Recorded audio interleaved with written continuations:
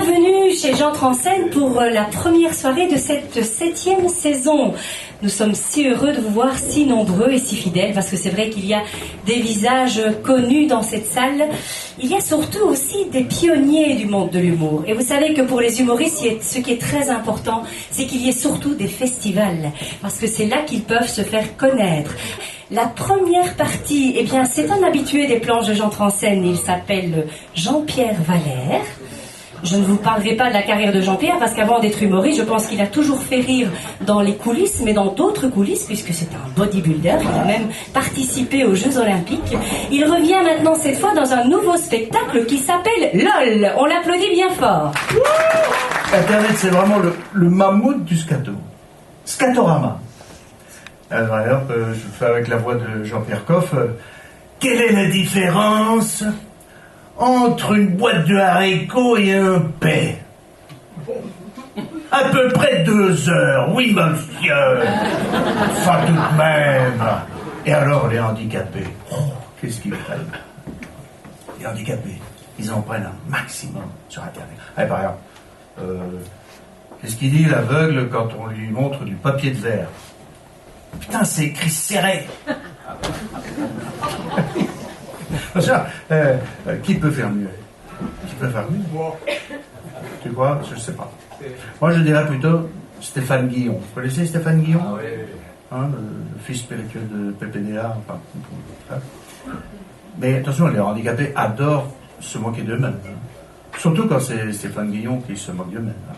Vraiment. Et alors, les blagues racistes sur Internet. Formidable. Allez, par exemple, devinette, qu'est-ce qui est poilu et qui imite le pigeon dans un garage? Une portugaise. Roucoulé. Ça, c'est sur Internet.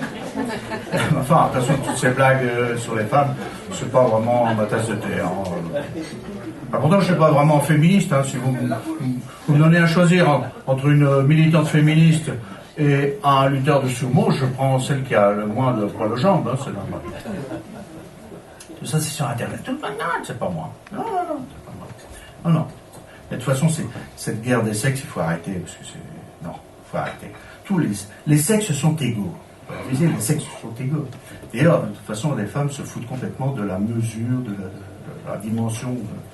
Un billet de 500 €, ça mesure à peu près 13 cm, ça les rend folles. Non, ce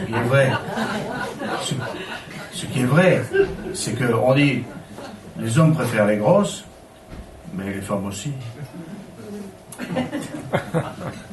Non. Il devrait faire attention, parce que déjà en naissant, l'homme fait souffrir la femme. Et ça, c'est une des meilleures d'Internet. C'est chez les gitans.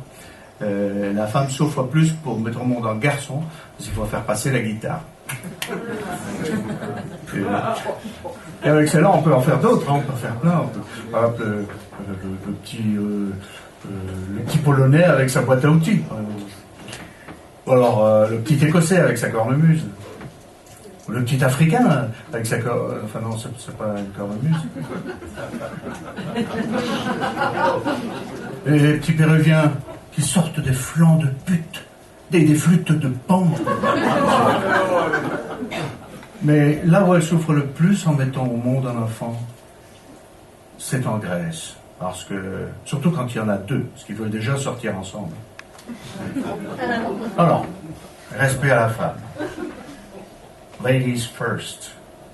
Les femmes d'abord. Comme dans les naufrages.